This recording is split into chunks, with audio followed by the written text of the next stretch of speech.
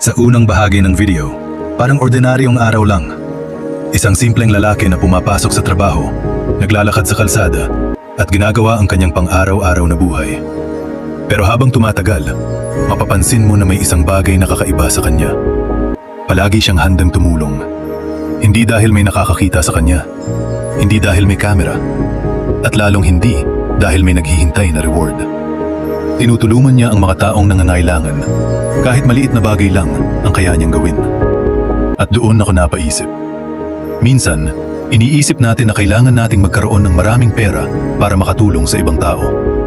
Pero ipinapakita ng video na hindi naman pala ganun. Minsan, sapat na ang kaunting oras. Isang pagkain, isang simpleng tulong, o kahit isang maliit na kabutihan na maaaring walang halaga para sa atin, pero napakalaki pala ng kahulugan para sa taong tumanggap nito.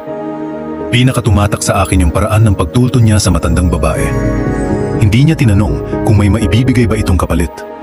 Tinulungan niya dahil nakita niyang kailangan nito ng tulong. At kahit siya mismo ay hindi naman mukhang mayaman, patuloy pa rin siyang nagbibigay. May mga pagkakataon din na parang walang epekto ang kanyang ginagawa. Walang pumapalakpak, walang nagsasabing magaling siya, walang nagbibigay sa kanya ng medalya. Pero doon nagiging mas meaningful ang kanyang kabutihan. Dahil minsan, ang tunay na kabutihan ay ginagawa natin kahit walang nakakakita.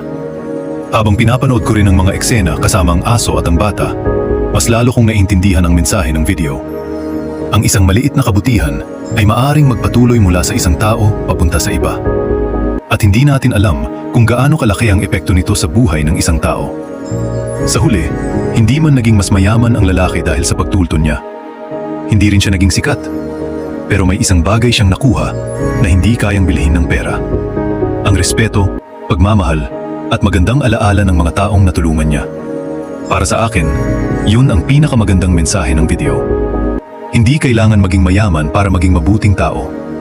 Hindi kailangan maging sikat para magkaroon ng halaga ang ginagawa mo. At hindi lahat ng kabutihan ay kailangang may kapalit. Dahil minsan, ang simpleng pagtuton natin ngayon ay maaaring maging dahilan para may ibang taong muling maniwala sa kabutihan ng mundo. Kaya kung may pagkakataon kang tumulong, kahit maliit lang, tumulong ka. Baka hindi mo alam, pero para sa taong tinulungan mo, maaaring yun na ang kabutihang matagal na niyang hinihintay. Grabe ang sulit. Buy one take 5 na plain t-shirt, 152 tutus lang. Malambot ang tela, presko sa katawan at perfect para sa araw-araw. Huwag magpahuli, limited offer lang ito. ได้โลกที่สวยงามกว่าเดิม